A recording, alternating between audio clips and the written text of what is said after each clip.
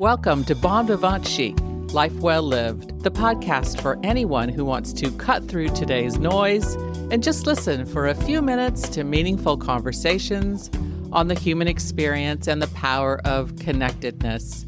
I'm your host, Ernestine Morgan, an advocate for kindness with a passion for showcasing human interest stories that matter. Today, I'm sitting with Eric Singer. Eric is a private equity investor and managing member of Union Lake Management. He's a friend and resides with his beautiful family in Birmingham, Michigan. So let's get started. Eric, thanks so much for sitting down with me today. Thank you so much for having me, Ernie. This is a pleasure, and I'm really excited about it. Can you share a little about where you grew up and what life was like? I was born in Southfield, grew up in a suburb of Detroit, Michigan called Farmington Hills. Then we moved into our house that I lived in through high school. An exceptional upbringing in that we had this square mile life. It was a very middle-class neighborhood and a lot of young families, and everyone was in this square block, and it was all based on an elementary school there. So there weren't many people I knew who went to private schools. So everyone who moved in there had kids going to Forest Elementary, and you got to meet people. And it was different when I talk about my kids in that every day there's something to do, because when people get out of school, you're a football throw away from a lot of kids. I look at what my kids are doing today. I think about my childhood. It was so easy to say, okay, school's over at 2:30. We're going to this guy's house. We're going to do this. It started and it just continued literally through high school, in that as we got into middle school, we expanded our geo a little bit more middle school, but not more than 2 miles. And then in high school, maybe it was a square 4 miles, and everyone was together, and it really created relationships. It was a life that was focused on, my father worked, my mom up until I got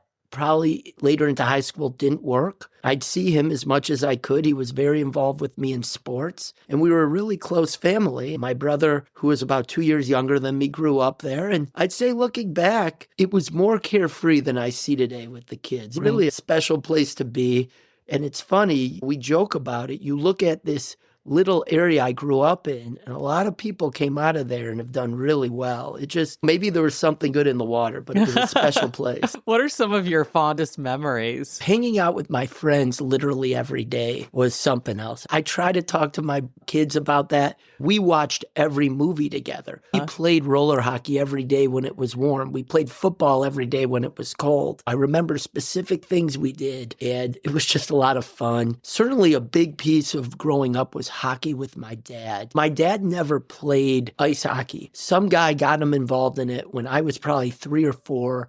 And my dad was in his mid-30s. He started playing. He did? And he said, this is going to be for my kids. And my dad, just such an impact on me, he never did anything less than 100%. So I remember he signed me up for this thing called the clinic, where you learn to skate. And from there, he became my coach. And we just did everything. I got to spend so much time with my dad because playing hockey was all about being in that car. Maybe the kids today are in the car even more, but we were in the car a lot. And we experienced a lot of ups, some downs, which I still remember. My mom jokes with me always, likening situations I had growing up to what my kids have. When I was probably about 11 or 12, we had a really special hockey team. Somehow our team made it to state champions. And I was with a good friend of mine growing up. That was a team I was really excelling on. Now, just for everyone to know, this was not an elite team. It was a good team, but within our division, the things added up and we made it to the state championship. And I remember that in a key play, I was on the ice and a bad pass was made and we lost. I was devastated. And in the locker room, my dad told me, Eric, you're never going to forget this for the rest of your life. My mom asked me, do you still think about it? Telling me not to be so hard on my kids. But my dad got into it and I remember it. My oldest son, God bless him, is playing hockey because he likes other sports more, but he plays it just to honor me and my dad. We had something in the family that we don't do today, which I'm hoping we will. You feel like it's so complicated. You have opportunities to do a million things and you do them. Literally, Ernie, other than if there was a vacation or something that just dislodged our weekend, every Sunday at 10 a.m., we had family brunch. And it was all based around this man. And this is a funny story. We had an adopted uncle in our family. A man who came to the U.S. all alone from World War II, couldn't speak any English. And when he landed in New York, he just said, I need to be around Jewish people. And somehow they sent him to Detroit.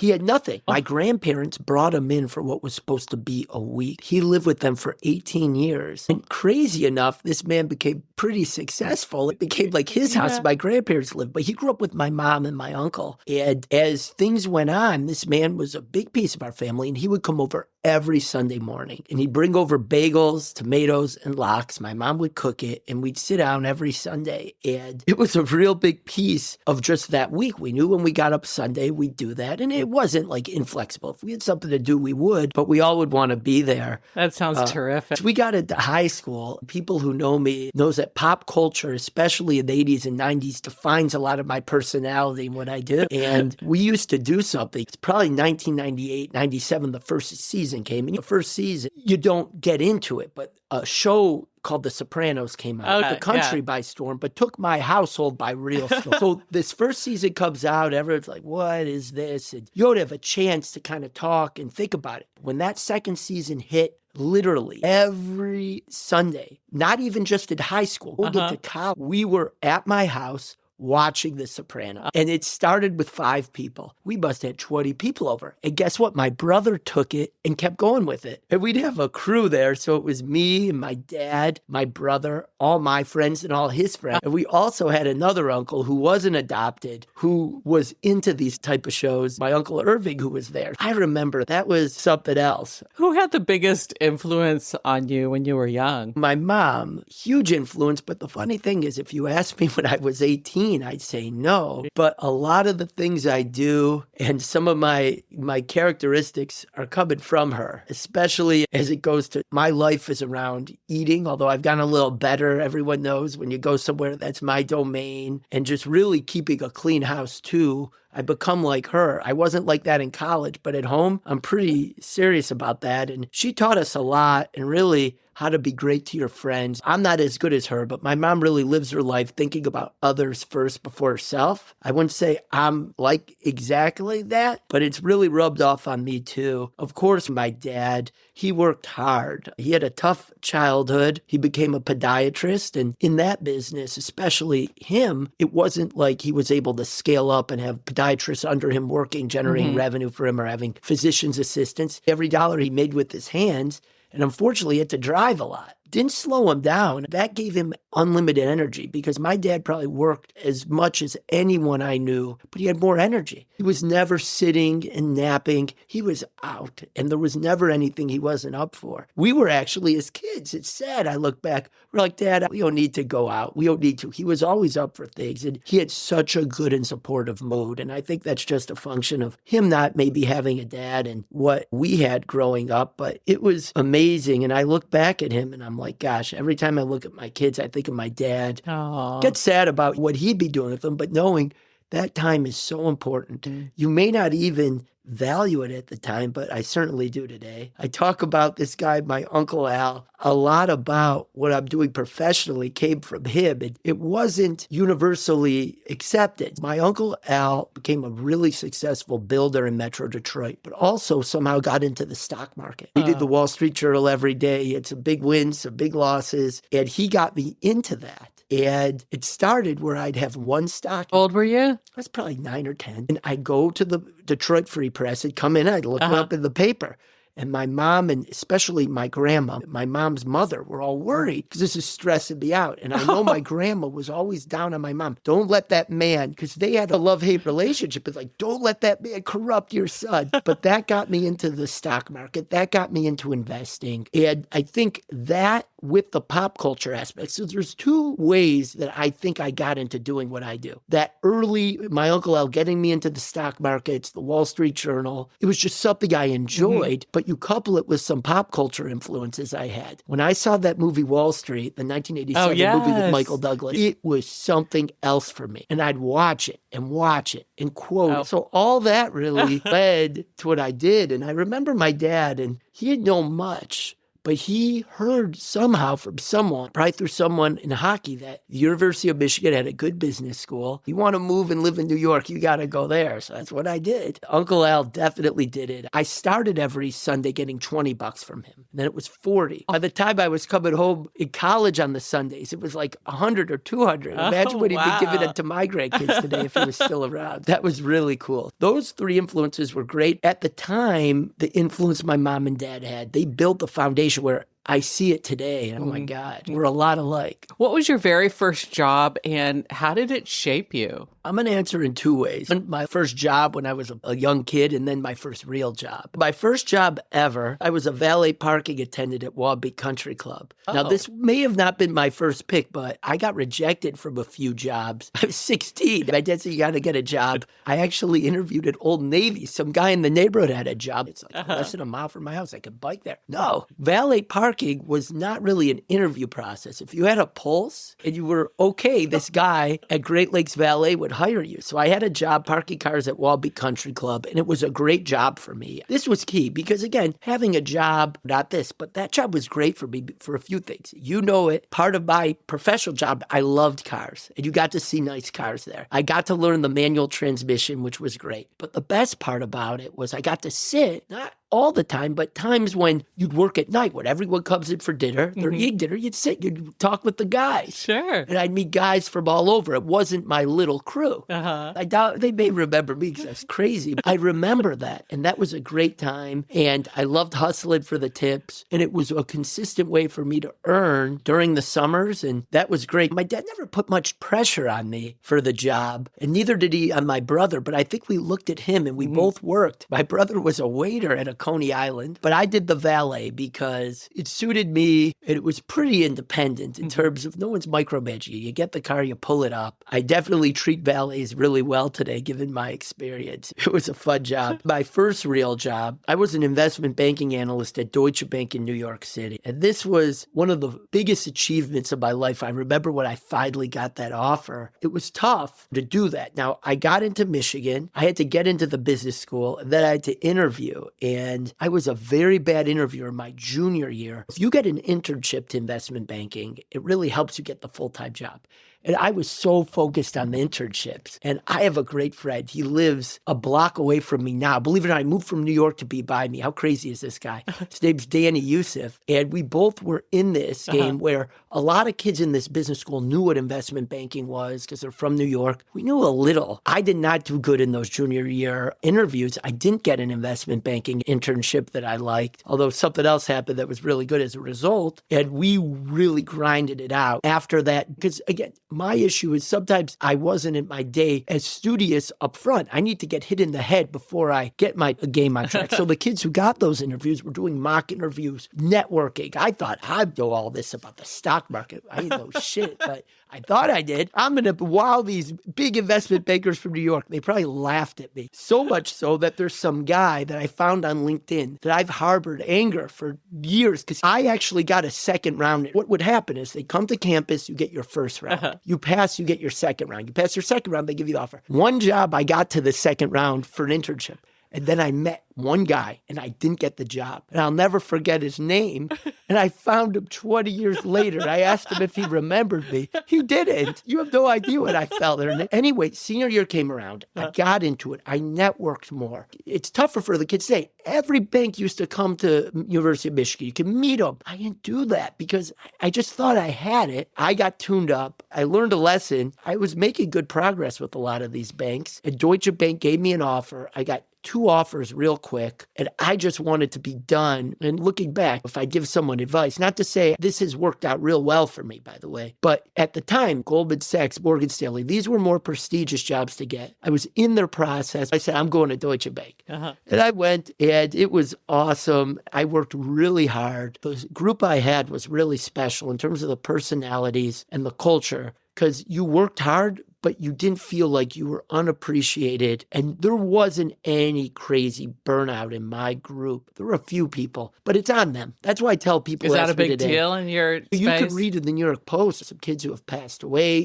recently because they work 100 hours. But the whole point about it is most people I saw, now I'm 20 years out, it was on them for not managing expectations. Everyone was reasonable, and I had some all-nighters and a lot of tough weekends, but it wasn't crazy, and people were good-hearted. I still keep in touch with a lot of them, but in between my first job and what I'm doing now, I had 2 jobs I really love in the finance space because I'm more of an entrepreneur, but that job was a great job. I loved it. I went to this big city. I moved to Murray Hill.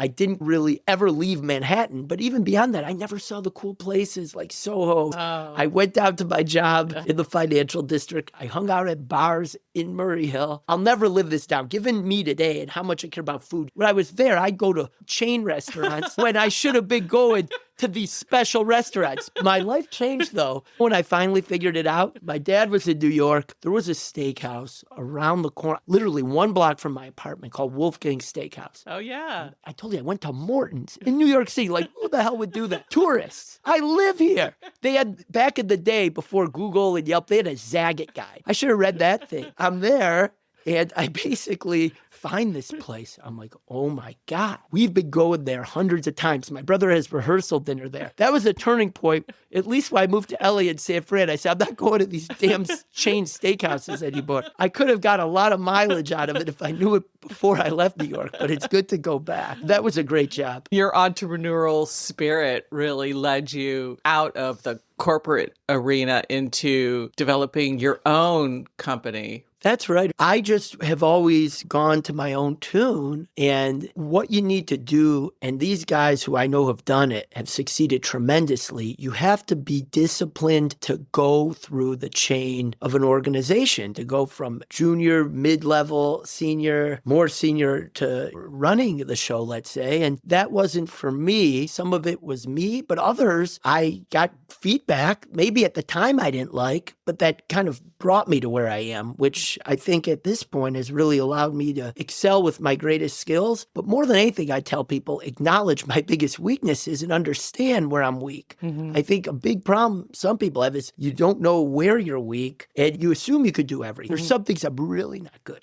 But I know it and I stay away. And perhaps there's a few things I'm good at. I think if I would have been more successful in private equity for a few more years, maybe the window would have closed for what I'm doing today. It's so crazy how my life works. And how I met this girl from Mississippi. It's just certain things happen for me and I've gone with it. I haven't been conventional, but the bounces have worked out the right way. And it's been a lot of fun. What does a day look like for you? The cool thing is no day is the same. But in general, I'm doing a few things. I'm managing or working on companies that I'm already invested in. I have a number of companies originally in the automotive retail business, going anywhere from dealerships to tire stores to oil change to car wash to salvaged cars, where we have companies that I'm on the board of that I have big positions in that we work with. We get numbers, we talk to the management, and that's a piece of it. And the other piece of what I'm doing is looking for new ideas. Other than automotive collision, I've invested in every area of automotive retail. And I said, I got to look somewhere else and see something. And I had a little experience in the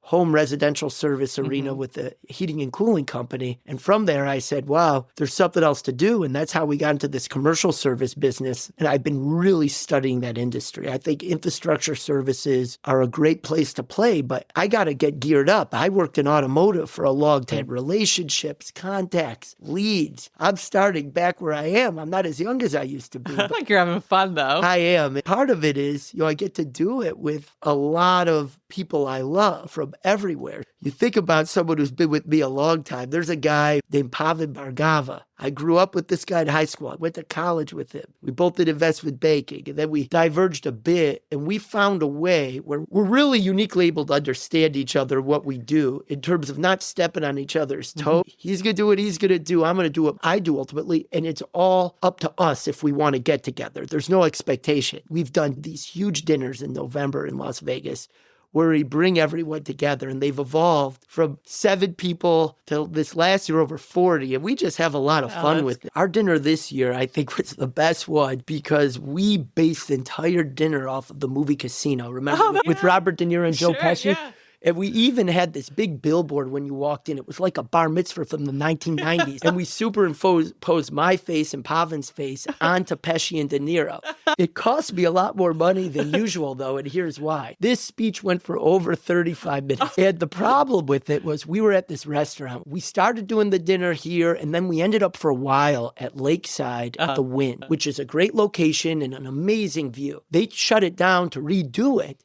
And we got in because of Pavan's connections at the Golden Steer, which is the best restaurant in Vegas. You can't get in there. Oh, and nice. somehow things worked. So we put on this dinner and, this nice wine. And I'm like, I'm going to go for it. These are my people. You never want to bring people around and give them a bad prefix menu or stuff they don't want. Yeah. They're not going to come back. Right. We have this wine and people are listening to me and Pavan go on. Well, guess what happened to the wine bill? I looked at the bill at the end of it. I'm like, what the hell happened? Did you drop 2 double liters of wine? They're like, no, Mr. Singer. At the beginning of the speech, we poured so many glasses. They're like, well, we couldn't ask you if you authorized us to do more. We made an executive decision to keep opening the bottles. I'm like, well, if people are going to listen to me that long, that's the only way they're going to do it. But that's great. That's something I look at and I really like. So you've built a really amazing business. What are some of the most rewarding moments while building your business? I think the relationships I've developed, looking back, that's what I hold. When this is all over, I really believe, unlike others who perhaps when they retire, they have a life they go to. They have their family, they have their friends, and then the business is done. They stay in touch, and it's, of course, references, networking, maybe every year a reunion. I do believe the relationships I've made are going to go on forever. I'm sure there have been many pivotal moments or decisions that changed the course of your life. Are there a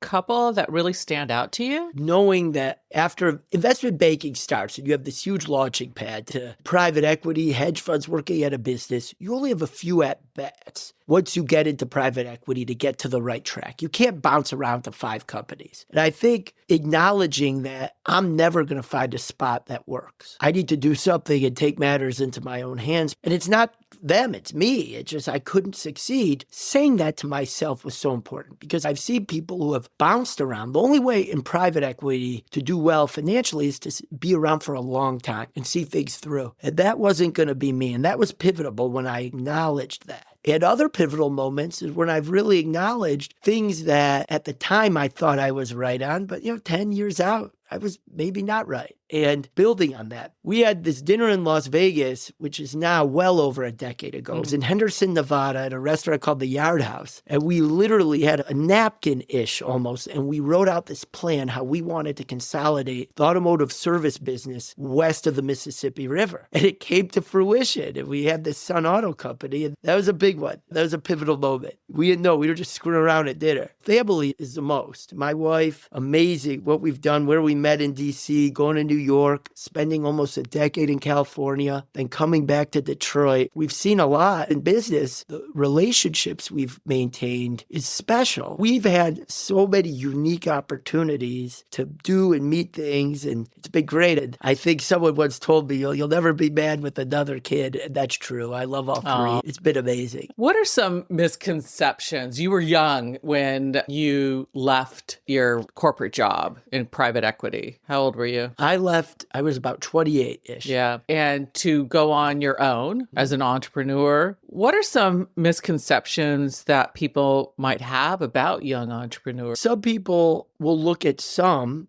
and say, hey, they're not right. They're doing this because they can't do it elsewhere. And it may not even be what other people think. It's what you're thinking. When I got started entrepreneurially, in my subconscious perhaps, I thought the reason this guy across from me thinks I'm doing this on my own rather than with some private equity is because I couldn't hack it in private equity. But that may not necessarily be true. And that's a misconception. I think for young entrepreneurs, they need to get out of their mind what they think a guy across the table is thinking negatively about them, and they just got to go with it. I think most counterparties look at you and they want to hear what you think, and they're not as worried about what you may be. I think you got to go for it. And entrepreneurs oftentimes can be right, but they get in their head, they think there's a misconception. Hey, I'm only doing this because I couldn't make it in the big leagues. That's interesting. What lessons about family and relationships would you pass along to the younger generation? I feel like the harder you work, both at your job, at your family, at your recreational endeavors, the more energy you'll have. Someone in Detroit said something really smart. He's really successful. You need something, just get up an extra hour earlier. I think energy and the ability to do well, it all comes from just feeling good. Having social relationships is big. Staying in good shape is big. Liking your job is big. Loving your family and spending the time is big. And I think if you come out of work at whatever you're doing, whether you work 10 hours or 4 hours, and you felt good about it, you're going to feel good when you're with your kids at soccer. And I encourage everyone, go to your kids' soccer match or football game. What percent of the parents are engaged in watching versus literally what parents? They're there, right? Taking their kid, they're sitting down. They don't have a laptop or they're not on a conference call, I don't think, but they're on their phone. What do you think they're doing? And I bet a lot are doing social media or just doom scrolling, reading the news. And I check myself. I'd be honest, I've done that perhaps, but the more I get into just getting the energy, the less I do that, because that's horrible. That's what happens. So a lot of people are like, oh, it's so tough with the kids, but you're there, you're absent. And my wife correctly points out that at times you could be there physically, but mentally absent. So Absolutely. And you have to be intentional and present. And that's hard to do when you're running a big business and you have people trying to reach out and want an answer right away. But being present is really important. The one thing I haven't figured out an answer is how to temporarily block things in your mind. Yeah. You end a call at 4, you got things, you're going to be with your family, you're taking your wife out on a date. You got something that hasn't stopped. You got to think about it. You're not happy about it. You got to deal with it later. How do you put that in a compartment for a day, a night, a weekend, and get it out Monday? And the issue I have often is if something happens and it's significant, it can, no matter what I do, just stay in my mind and not get out. Affect my sleep, affect my ability to pay attention to people. That's something I'm working on. I have not cracked that code yet. What are some life lessons you've learned that you wish you knew earlier? Don't follow the pack. The herd is good to watch, but you got to step back and assess what you want to do. I've been a victim financially, personally, of taking the conventional wisdom and going with it. I was right. Now, look, sometimes I've wanted to do this. I followed the conventional wisdom, and the conventional wisdom was proved right. But the big decisions I've made, the problem sometimes is I'm so deep into something and I understand it. And I don't do it today, but back in the day, I'd consult or I'd hear from people who are very smart, who don't have as deep of an understanding. And I would say, oh, this is easy. They know. I'd go that way. And that just has not more than often led me in the right way. So make sure you understand what the pack is, because the pack is the best way to just say, hey, am I being reasonable? If 99 out of 100 people say to do something and you're at the 1%, think real hard about it. But these items I'm referring to, we're not 99.1. I look at that, and that's been something I look back at. Look, you can't take back decisions you've made, but they definitely stuck on me. Being patient also is a big one. I know my personality. I like to jump at things and get things done. Sometimes you got to play a little poker. You got to wait around. Don't talk first. And I've gotten better, but I'm not great. Maybe my kids will be better than that at me. You get so excited about things. I do. It's great. I love your energy. It's terrific. What advice would you give to someone interested in a career in the investment or financial space? I've been working with a few people who are college age now to do it. So a few people who either I know their parents or I've known them in the local Detroit community have called me up, and I've tried to, I'll use the word, mentor them and help them navigate it. And investment banking in particular is a lot different and tougher than it was when I was young. So as I told you, at Michigan when I was there, every firm would come to campus and you'd have this very formal recruiting process. Today, it's more like a free-for-all, where this firm is interviewing at the first week of February. This firm's the last week of February. And by the way, if you get an offer from the first firm, they exploded on you, which means you have 2 days to accept. Oh, wow. And it's a lot more competitive. It's really wow. But I've seen a few kids I really like. I'm so happy about it. 2 kids who are sophomores at the University of Michigan Business School have gotten investment banking internships, guys I've known for a few years. Great. They sweated it out. And what's consistent is this. You got to network. I told you I didn't do a good job, and I still was able to in 2005 to get a job. You're not going to get it without networking, which means really taking time to differentiate yourself when you have the opportunities to meet people, not senior guys, but a couple years older than you who started investment banking, to talk to them, to develop a relationship so they know when your resume comes in, they ping it and say, hey, get this guy on. It's not that about who his dad is or where he grew up. Like, this guy has pursued me. That's one. And then two, you got to be really crisp with your story and what you want to do. And how to do that is to do mock interviews. But the key word on it is persistence. And it's tough. You're 20 years old going for this big job. You feel weird almost doing it, but you have to just be persistent and get your name out there. And I do feel like if you grind it out, you'll be good. But I'll make one more point too, is that if you don't get that internship, if you don't get that job, there's second and third chances too. If you keep working at it, you will get there, I think. You just got to put yourself in the right position. So some people, let's just say your school didn't recruit for investment banking. You got into the mid office. You did something that is in finance, but not, let's say, front office investment banking jobs. Well, guess what? There's a lot of attrition in these jobs, and they need to bring more people in. So I just encourage people to stay at it. But the networking is so important. And that's where I think a lot of people get discouraged. It's like, how do I do this? I got to walk up to this 28-year-old guy in a suit when he visits Michigan and look at him and pretend like I want to have a conversation. Yeah, you do. It's tough. Yeah, it must be hard if you're an introvert. Yeah, it is. Yeah. But you read about it with great inflation. A firm gets 50 resumes from 4.0s with all these clubs. How do you differentiate yourself? And I think those connections are so important because at the end of the day, there's crazy stuff going on. If you have a first interview with some banks, you talk to a robot on a screen on a Zoom, like an AI first interview. So you got to learn how to get past that. Sure. But what's still, even with AI and all this tech, at least the kids I know who've gotten jobs in the last 12 months, there's still a final interview with a handful of people, maybe 2 to 4. And those, if you connect with one of them, that can bring you over the line because they're the ultimate decision makers. I know there's a criteria, so you got to be good at that. Even if you're an introvert, you got to figure out a way to demonstrate that you're going to be able to connect and do that. But in this investment banking role or in private equity, where yes, you need to be able to do the work, but it's also, you ever heard about the elevator test? It's who would you want to be on the elevator with for 5 minutes? And I think the fit component of these interviews is the tiebreaker. I think what happens is if you get by screening, everyone at the target firm says, okay, this guy got by screening, he can do the basics. Who do I feel comfortable with if I get stuck at the airport? Who do I feel when I call them at night to work on something is going to be reasonable? And I think, again, understanding, even if you have to train yourself, how to connect with someone like that is important. But look, there's an issue. It's intimidating. This guy's this big finance guy in New York, intimidated. Like, what do I do? I suffered from that too, by the way, before I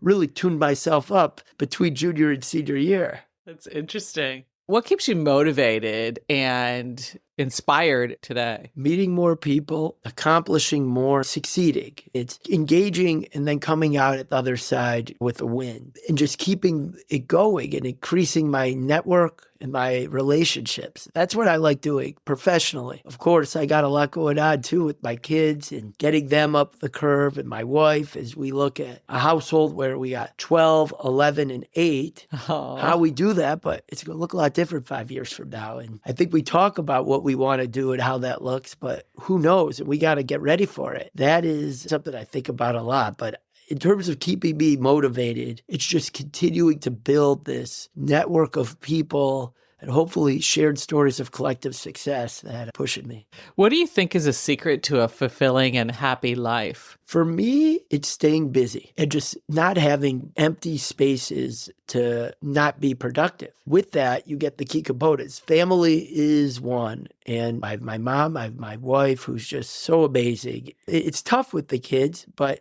working and making sure that is working and exciting and everyone in the family feels like they're part of it is so big. And once that unit works, you go on a vacation and you just see everyone just happy with where they are. Like a kid is just, he doesn't even want to be bad because he's seeing it. That's big. But for me, it's just having things to do because I always say an hour could turn into a day, could turn into a week, could turn into a month of just not being in a groove. if you're just going through the motions. And what I try to do to fill my life, which again, I feel bad sometimes for my wife because it becomes too much, is I've got into a lot of competitive sport, racket sports now too. I've told you about pickle and what I like to do. That's such a popular sport. Yeah, but I tell her, golf or anything, I don't want to have empty time. But the problem is when I fill my schedule and variability comes up with her, my kids, then I have bad decisions to make. And there's a lot of times when I serve my wife up a bad story. Well, Eric, I need you to do this. I already scheduled this pickle match. Well, what are you going to do?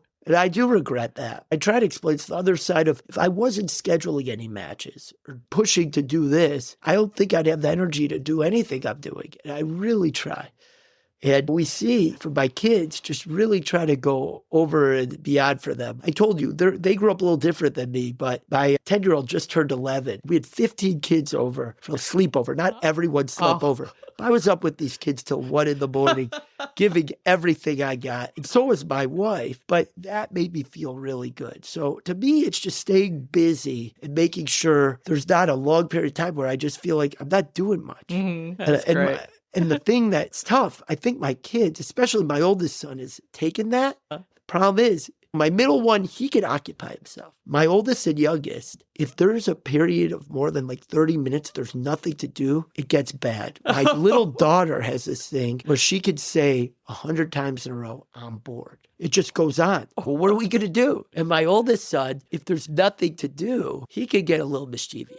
You got a busy house. I've passed that on to them, unfortunately. And it came from my dad. But you don't know how it feels for an 8-year-old to tell you 100 times I'm bored. I'm like, okay, please, I got some stuff to do. Just keep saying it. And then she'll win. You start playing Uno with her, and then you got to stay up till midnight doing your work. That's great. As you know, I've been in the philanthropic space for quite some time, and philanthropy means different things to different people.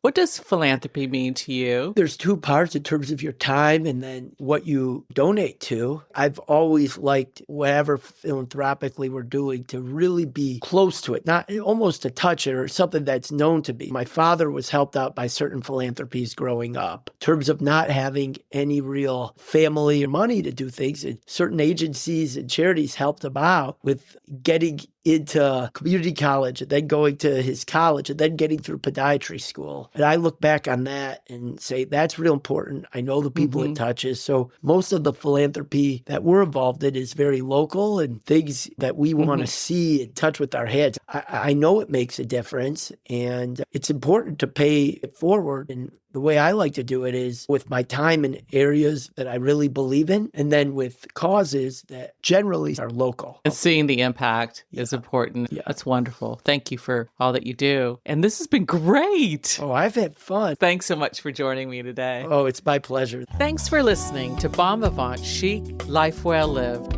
I hope you'll tune in for more meaningful stories on the human experience and share with family and friends. A special shout out to Will Cooper out of Nashville, Tennessee, for providing this season's music. All the episodes are available wherever you listen to podcasts, including my website, bonvivantchic.com. Till next time, remember, every day is a gift. Live it with kindness.